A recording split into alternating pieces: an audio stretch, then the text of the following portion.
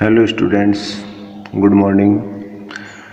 बच्चों, आज अपन शुरू करते हैं नया टॉपिक विद्युत विभव, इलेक्ट्रिक पोटेंशियल।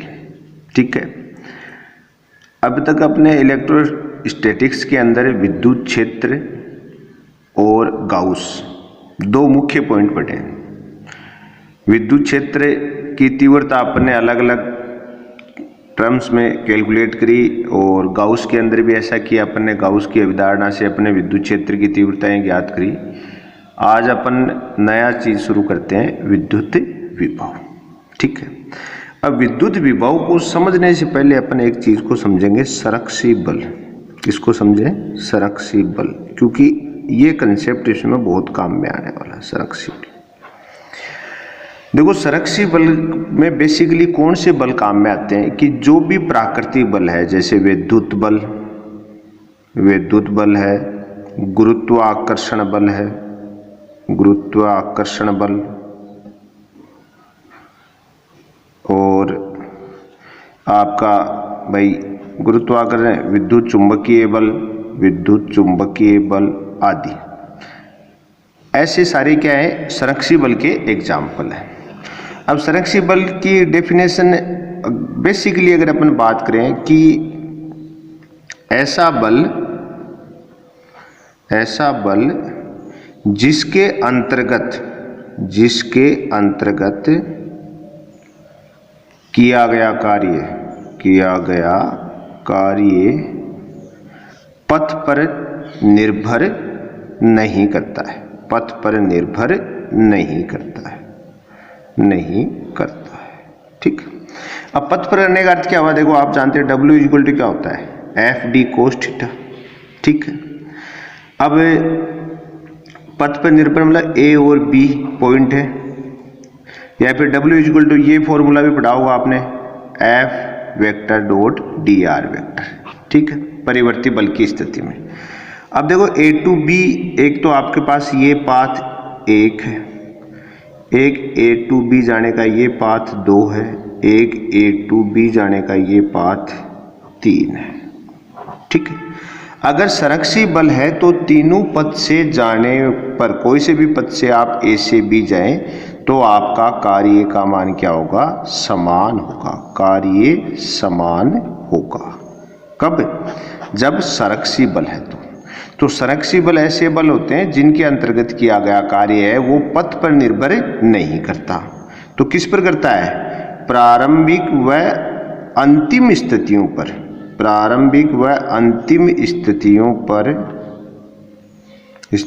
पर, कार्य का मान निर्भर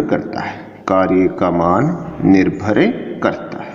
ठीक, मतलब इनिशियल और फाइनल जो कंडीशन है उन पर ही डिपेंड करेगा आपका वर्क डन है जो वो, न कि पथ पर निर्भर करेगा, पाथ पर डिपेंडेंट नहीं रहेगा। ऐसे बल होंगे उनको संरक्षी बल कहते हैं। अब इनके एग्जाम्पल में देखो, विद्युत बल, गुरुत्वाकर्षण बल, विद्युत चुंबकीय बल नाम लिखे मैंने। तो सिंपल सी बात है, विद्युत बल एक क्या है? संरक्षी बल है। ठीक है, अब विद्युत बल संरक्षी बल है तो इसके अंतर्गत किया गया कार्य है वो किस पे निर्भर नहीं करेगा? पथ पर निर्भर नहीं करेगा, पहली बात। दूसरी बात क्या होती है? संरक्षी बलों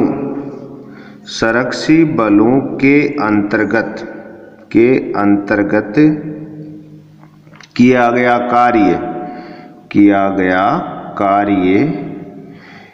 स्थितिज ऊर्जा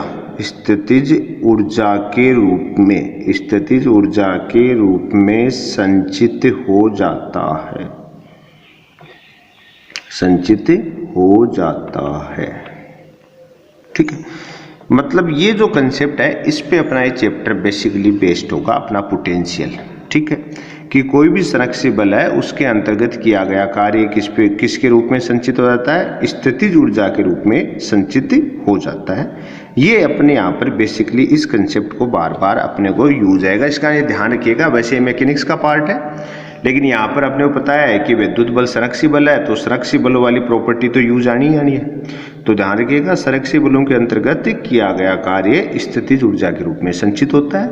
दूसरी बात, संरक्षी बलों के अंतर्गत किया गया कार्य पथ पर निर्भर नहीं करता है। अब देखो आपको इलेक्ट्रिक पोटेंशियल के अंदर इसको समझाने का प्रयास करते हैं। देखो जैसे ये कोई प्लस क्यू आवेश है, ये क्या लिया आपने, प्लस क्यू आवेश किसी ओरिजिन पर रखा हुआ है, ऊपर रखा हुआ है, ठीक है। इससे ऐसे कोई अपन यहाँ पर कोई परीक्षण आवेश ले लिया क्यू नोट, क्या ले लिया, परीक्षण आवेश क्यू नोट, ठीक है। अब देखो आप यहाँ पर क्यू, और ऐसे अपन दो बिंदु ले लेते हैं इसके, यहाँ दो बिंदु ले लें, एक तो ले लिया ए बिंदु, एक ले लिया बी बिंदु, ठीक है। अब मेरे को एक बात बताएं आप, क्यू नोट जहाँ रखा है इस पॉइंट को अपन ने ले लिया पी, तो अपन लिख सकते हैं यहाँ पर क्यू नोट परीक्षण आवेश, ठीक है।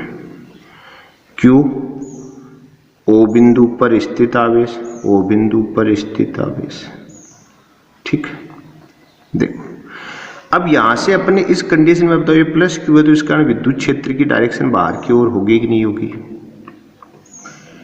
भाई, कि आपको भी पता है प्लस के कारण विद्युत क्षेत्र क्या होता है, बाहर की ओर, तो इस प्लस क्यू के कारण विद्युत क्षेत्र बाहर की ओर होगा, ठीक है।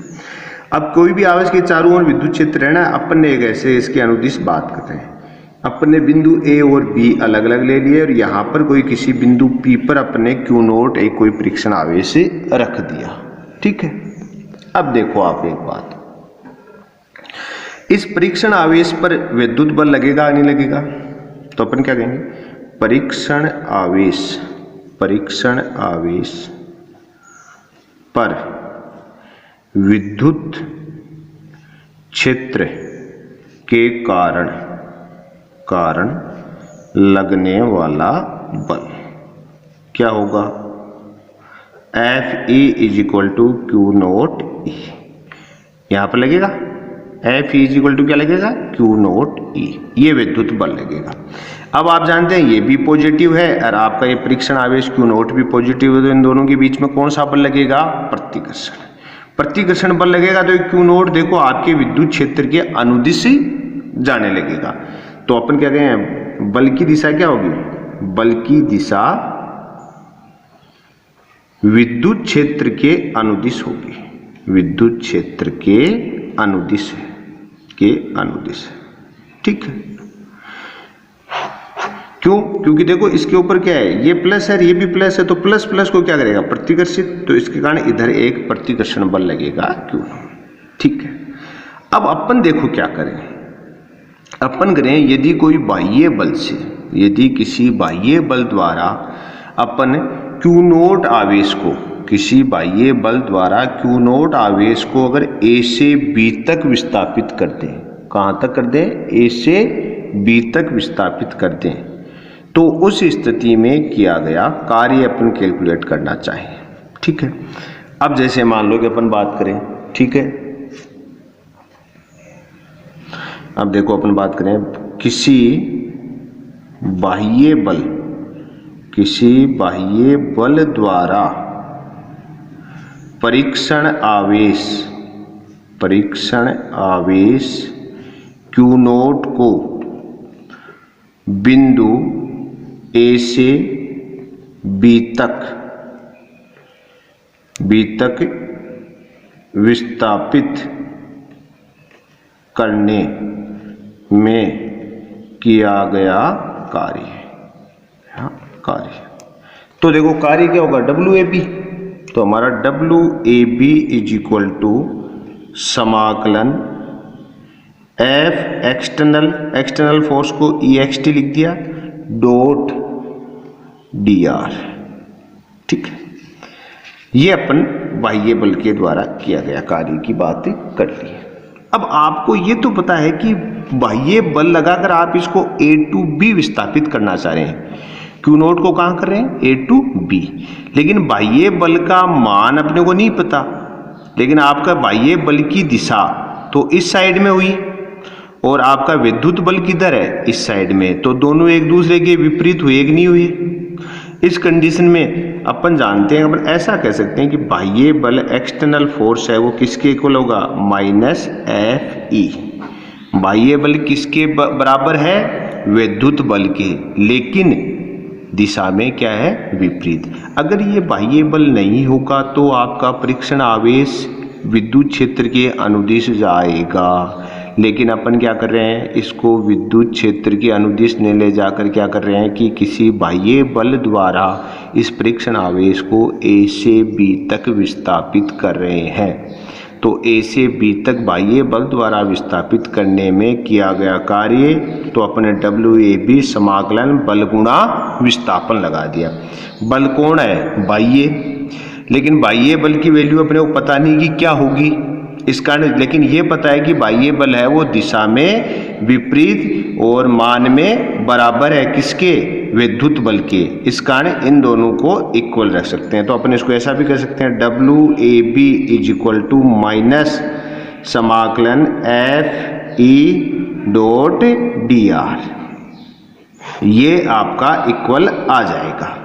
ठीक है, विद्युत बल और विस्थापन के पदों में अपन कार्य, लेकिन ये चिन्ह क्या आ गया, माइनस। माइनस क्यों आया, देखो यहाँ पर देखो, ये बाह्य बल और विद्युत बल का संबंध समझो आप। बाह्य बल और विद्युत बल का संबंध समझेंगे तो आपको क्लियर हो जाएगा, क्योंकि आप A से B विस्थापित कर रहे हो, बाह्य बल कहाँ लग रहा है, A to B, और विद्युत बल क्या है, ये भी प्लस है ये भी प्लस है, इनके बीच में क्या लगेगा, प्रतिकर्षण।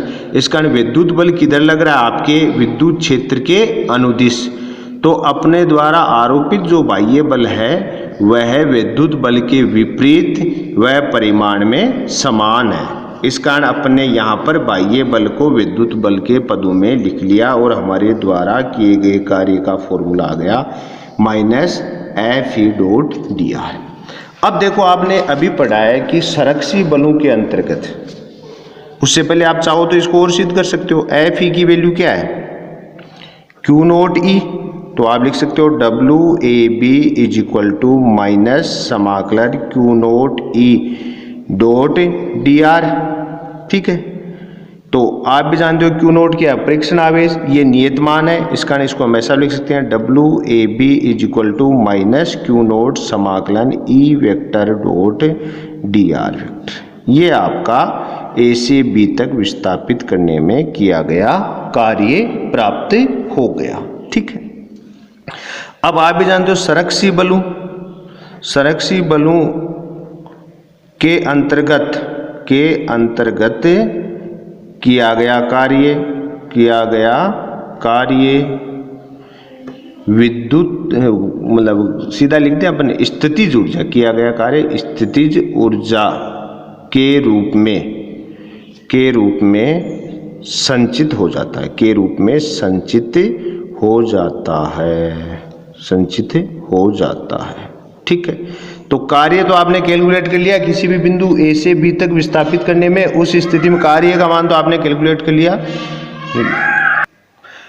तो कार्य की कैलकुलेशन तो अपन ने कर ली। अगर अब इसको ऐसा भी लिख सकते हैं WAB is equal to del U, क्योंकि हमने क्या कहा, किया गया कार्य किसके रूप में संचित हो जाएगा, स्थितिज ऊर्जा में।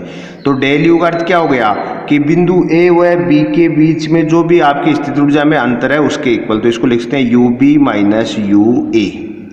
ठीक है, और इसकी वैल्यू हमारे पास क्या है, माइनस Q नॉट समाकलन E vector dot DR vector. ये आपका अपना कंसेप्ट से जो इक्वेशन बनी है, ये इक्वेशन बहुत काम की है। ठीक है, मतलब क्या हुआ कि यदि आप किसी आवेश को विद्युत क्षेत्र में एक बिंदु से दूसरे बिंदु तक विस्थापित कर रहे हैं, तो आपके द्वारा किए गए कार्य की वैल्यू क्या होगी, माइनस Q नॉट समाकलन E वेक्टर डॉट DR। और यही किया गया कार्य किसके रूप में संचित हो जाता है, स्थितिज ऊर्जा के रूप में। इस कारण इसको अपन क्या कर देंगे, UB माइनस UA, मतलब B बिंदु की स्थितिज ऊर्जा और A बिंदु की स्थितिज ऊर्जा का अंतर के तुल्य होगा, क्योंकि कार्य किसके तुल्य होगा, अपन विस्थापन कहाँ से कर रहे हैं, A to B तक। ये देखो बेसिकली मूल कंसेप्ट यही है, मतलब ये मान के चलो कि ये चैप्टर का लगभग सारा काम इसी कंसेप्ट पर चलेगा। दोबारा समझ सकते हो एक बार, संरक्षी बलों के अंतर्गत किया गया कार्य है वो कभी भी पथ पर निर्भर नहीं करता, फर्स्ट बात। दूसरी बात, संरक्षी बलों के अंतर्गत किया गया कार्य हमेशा स्थितिज ऊर्जा के रूप में संचित होगा। थर्ड, विद्युत बल क्या है, एक संरक्षी बल है, ठीक है। तो संरक्षी बल के जो भी कंसेप्ट हैं वो इस पर लगेंगे। अब यहाँ पर अपन इसको समझने की कोशिश करी, हमने कहा कि यहाँ पर प्लस क्यू आवेश लिया, इसके कारण विद्युत क्षेत्र क्या होगा, आउटर, बाहर की ओर, ठीक है। अब यहाँ पर अपने कोई बिंदु ए व बी दो मान लिए, ठीक है। क्यू नोट कोई परीक्षण आवेश ले लिया। अब आप भी जानते हो क्यू नोट परीक्षण आवेश जो आपका प्लस है, ये आपका कैपिटल क्यू भी प्लस है, तो इन दोनों के बीच में प्रतिकर्षण बल लगेगा, विद्युत बल है वो कैसा होगा, प्रतिकर्षण। तो वो किसके बराबर होगा, एफ ही बराबर क्यू नोट ही, उसकी डायरेक्शन इस साइड में होगी, ठीक है। अब अपन कहें कि यदि हम इस परीक्षण आवेश को बिंदु ए से बी तक विस्थापित करें, तो आपको ए से बी ला रहे हो, मतलब आप विद्युत बल के विपरीत लाना चाह रहे हो। विद्युत बल की डायरेक्शन तो ये है बाहर की ओर, तो विपरीत लाओगे तो आपको कोई बाह्य बल लगाना पड़ेगा, जिसका मान किसके बराबर होगा, विद्युत बल के बराबर, और दिशा में क्या होगा, विपरीत। तो वही चीज करिए अपन ने, किसी बाह्य बल द्वारा परीक्षण आवेश क्यू नोट को बिंदु ए से बी तक विस्थापित करने में किया गया कार्य। तो डब्ल्यू ए बी बराबर समाकलन F external dot d are. F external जो बाह्य फोर्स है वो किसके इक्वल होगा, विद्युत बल के, लेकिन दिशा में क्या होगा, उल्टा। इस कारण इसको हम ऐसा भी लिख सकते हैं, डब्ल्यू ए बी बराबर माइनस समाकलन F E dot d r. अब एफ ई की वैल्यू आप जानते ही हो क्या होता है, F is equal to q naught E, अपने पुट कर दी, पुट करने से ये रिलेशन आ गया। संरक्षी बल वाली अभिधारणा के अनुसार ये कार्य किसके इक्वल होगा, स्थितिज ऊर्जा के रूप में संचित हो जाएगा। तो मतलब ए और बी बिंदु के बीच की जो स्थितिज ऊर्जा का अंतर है उसके तुल्य आपके द्वारा किया गया कार्य होगा। ये चीज अपन ने समझी है, ठीक है। अब देखो अगला पॉइंट है, वो है विद्युत विभवांतर। विद्युत विभवांतर, ठीक है, विभवांतर, इलेक्ट्रिक पोटेंशियल, ठीक। तो अपन कह रहे हैं पोटेंशियल डिफरेंस। यहां पर पहले पोटेंशियल डिफरेंस की बात करें कि विद्युत विभवांतर। अब देखो आप, विद्युत विभवांतर, विभवांतर का अर्थ क्या होता है, डिफरेंस, मतलब किसी कोई भी दो वैल्यू होंगी उनके बीच का अंतर होगा, और दो वैल्यू किसकी होंगी, विद्युत विभव की होंगी। दो वैल्यू किसकी होंगी, विद्युत विभव की। तो अपन क्या कह सकते हैं, किसी विद्युत क्षेत्र में एकांक धन आवेश, किसी विद्युत क्षेत्र में एकांक धन आवेश को एक बिंदु से दूसरे बिंदु तक ले जाने में किया गया कार्य उन दोनों बिंदुओं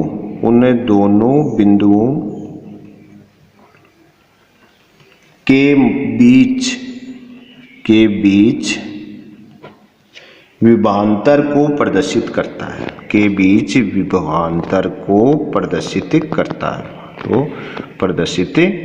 है, ठीक। मतलब क्या कहा कि जैसे मान लो ये प्लस क्यू आवेश है, ठीक है, यहाँ पर कोई अपना क्यू नोट परीक्षण आवेश रखा है, तो इस पर बल तो इधर लगेगा ही, आप जानते हैं, एफ ही तो इधर लगेगा। अब यहाँ पर अपन कोई भी दो बिंदु ले लें, एक बिंदु ए ले लिया, एक बिंदु बी ले लिया, कि देखो किसी विद्युत क्षेत्र में एकांक धनावेश को, मतलब क्यू नोट की वैल्यू क्या होनी चाहिए, 1 कूलम।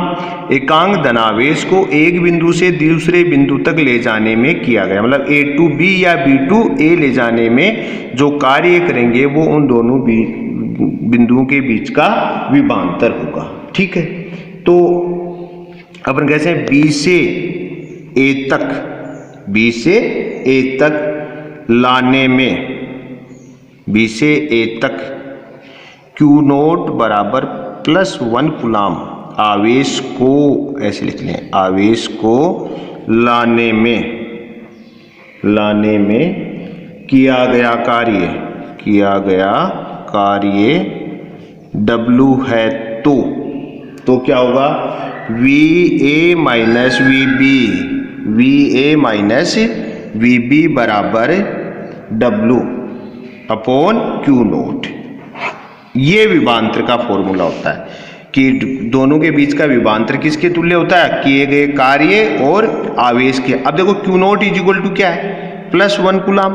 तो अपना क्या गया, VA माइनस VB बराबर किसके इक्वल हो गया, W। ये हमारी परिभाषा है। किसी भी विद्युत क्षेत्र में एकांक धनावेश को एक बिंदु से दूसरे बिंदु तक ले जाने में किया गया कार्य उन दोनों बिंदुओं के बीच के विभवांतर को प्रदर्शित करता है। ठीक है, पोटेंशियल डिफरेंस की ये डेफिनेशन है। तो अपने A से B तक या B से A तक Q नॉट परीक्षण आवेश को लेकर आए तो हमारे इन दोनों के बीच का विभवांतर किसके इक्वल होगा, किए गए कार्य के। वैसे फॉर्मूला क्या होता है, W अपॉन Q नॉट, लेकिन Q नॉट की वैल्यू आप क्या ले रहे हो, +1 कूलाम। ठीक है, ये किससे, ये formula W is equal to QV इस फॉर्मूले से आता है, W is equal to QV। आपने 10th क्लास में जरूर साइंस में पढ़ा होगा विभव की परिभाषा में, W is equal to QV। ये आपका हुआ विभवांतर। ठीक है, अब देखो विभवांतर के बाद में अगला पॉइंट है विद्युत विभव। नेक्स्ट पॉइंट क्या पढ़ेंगे, विद्युत विभव। रिलेटेड ये बस थोड़ा सा फर्क है। विद्युत विभव क्या हुआ, इलेक्ट्रिक पोटेंशियल। ठीक है, विद्युत विभव का अर्थ क्या है कि हमने अभी लिखा है कि VA minus VB is equal to W upon Q naught. किसके लिए, ये विभवांतर है। ठीक है, अब हम कहते हैं कि यदि क्या करते हैं, VB टेंस टू इनफाइनाइट, कि आपका B बिंदु कहाँ है, अनंत पर है। ठीक है, तो उस कंडीशन में क्या होगा, VB is equal to infinite, और आपको पता है कि अनंत पर विभव शून्य होता है, विभव शून्य होता है। ये ध्यान होना चाहिए आपको, ग्रेविटेशन वाली बात। तो उस कंडीशन में क्या कहेंगे, VA बराबर अपन कोई क्या मान ले, V, तो अपन लिख सकते हैं कि V is equal to W upon Q naught, और W इज इक्वल टू क्या हो गया, Q नॉट V। ठीक, तो डेफिनेशन क्या हुई, परिभाषा देखो, किसी एकांक धनावेश को, किसी एकांक धन आवेश को, एकांक धन आवेश को अनंत दूरी से विद्युत क्षेत्र में किसी बिंदु तक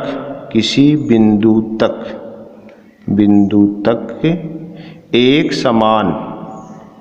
समान वेग से लाने में विद्युत क्षेत्र के विरुद्ध किया गया कार्य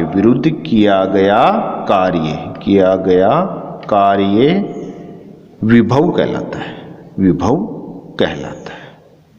ठीक, मतलब कैसे हुआ, हमने विभवांतर पढ़ा कि कोई भी दो बिंदुओं के बीच के विभवांतर क्या होता है, VA minus VB is equal to W upon Q naught. हमने कहा कि यदि इनमें से एक बिंदु अनंत है, मतलब B है, कहाँ से ला रहे हो आप, अनंत से, तो अनंत पर विभव की वैल्यू तो क्या हो गई, 0, तो ये तो हो गया 0। और VA को अपन क्या मान ले, V मान ले, कि अब दो तो बचे ही नहीं, एक ही बचा, तो और तो उस स्थिति में V बराबर W अपॉन Q नॉट या W बराबर Q नॉट भी। तो ऐसे डेफिनेशन हो जाए, Q नॉट की वैल्यू क्या करते हैं, 1 करते हैं, तो V बराबर W आएगी नहीं आई। तो देखो क्या बनेगी, किसी एकांक धन आवेश को, Q नॉट को क्या मान लिया, एकांक धन आवेश को अनंत दूरी से, B बिंदु कहाँ माना आपने, अनंत पर, अनंत दूरी से विद्युत क्षेत्र में किसी बिंदु तक एक समान वेग से, देखो यहाँ पर ये बहुत मोस्ट बात है, एक समान वेग मतलब यहाँ पर त्वरण नहीं होना चाहिए, एक समान वेग से लाने में विद्युत क्षेत्र के विरुद्ध किया गया कार्य विभव कहलाता है। ये वैसे एक जनरल साइंस की बात है, आपने वैसे भी 10th क्लास में इसके बारे में जरूर पढ़ा होगा। देखो विद्युत विभव, कुछ बातें कर लेते हैं। विद्युत विभव एक अदिश राशि है, एक अदिश राशि है। ठीक, एक अदिश राशि है। विद्युत विभव एक अदिश राशि है, और विद्युत क्षेत्र क्या थी, सदिश राशि। दूसरी बात, विद्युत विभव का एसआई मात्रक वोल्ट क्या होता है, वोल्ट। किसे निरूपित करते हैं, V से। एसआई मात्रक क्या होता है, वोल्ट। और दूसरा क्या होता है, देखो अभी अपने पढ़ा W is equal to Q V, तो V is equal to W upon Q. तो यहाँ से एक मात्रक और आएगा, क्या हो जाएगा, वोल्ट इज इक्वल टू क्या हो जाएगा, देखो W का अर्थ जूल, कार्य का मात्रक क्या होता है जूल, आवेश का मात्रक कुलाम। तो वोल्ट किसके होता है, जूल प्रति कुलाम को अपन क्या बोलते हैं, वोल्ट बोलते हैं। ठीक है, अगर आप चाहो तो यहाँ से विमा ज्ञात कर सकते हैं, विमीय सूत्र ज्ञात कर लें, तो विमा ज्ञात करोगे तो देखो क्या होगा, W upon Q, V is equal to क्या होगा, W अपॉन क्यू। तो W होता है कार्य की विमा क्या होती है, अगर आपको डायरेक्टली याद नहीं तो आप W को क्या लिख सकते हो, FD, और कुलाम की तो मैंने आपको बताई थी क्या थी, A1 T1।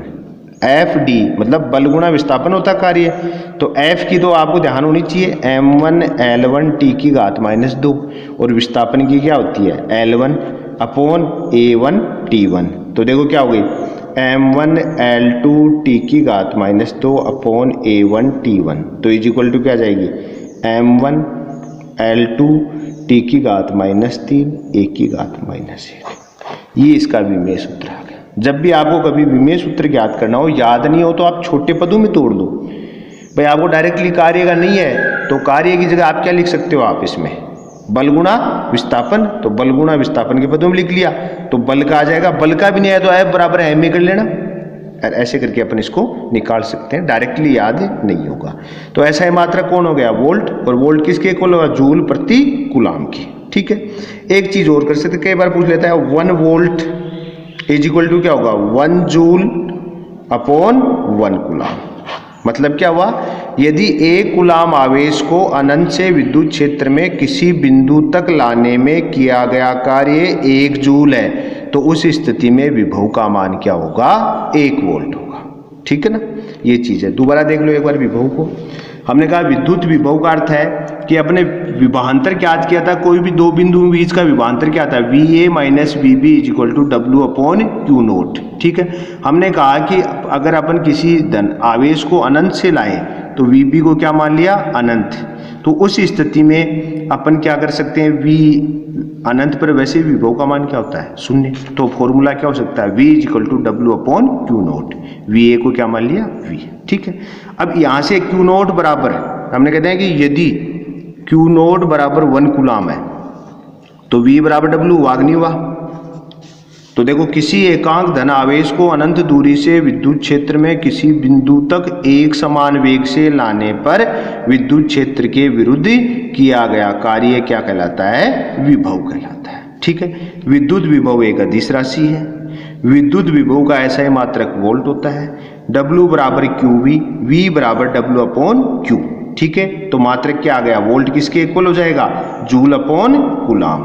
ठीक है, विमा के विमेय सूत्र ज्ञात करना हो तो कार्य का विमेय सूत्र लिख दो, M1 L2 T-2, और ये होता है A1 T1। और कार्य डायरेक्ट नहीं है तो बल और विस्थापन के पदों में लिख लो आप, और यहाँ से आप विमेय सूत्र निकाल सकते हो।